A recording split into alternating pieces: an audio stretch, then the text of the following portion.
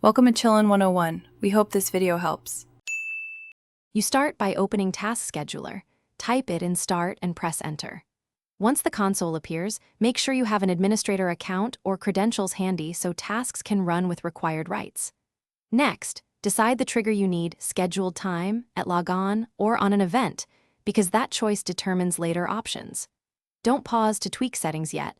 Create a new task now so you can set core parameters and test the workflow immediately. Once done naming the task and adding a brief description, set it to run with highest privileges if it needs elevated access. Now configure triggers. Pick the schedule, add repetition or delay, and use advanced options for conditions like only if idle. Then move to actions.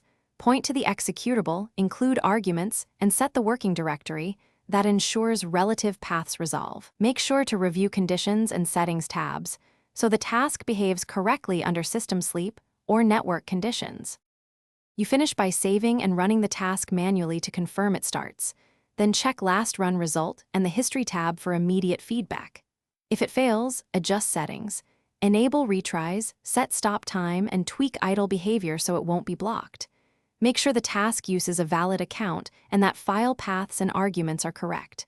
If things go wrong, open Event Viewer for error codes, verify permissions, and confirm the program runs. Thanks for watching. Consider subscribing if we helped you.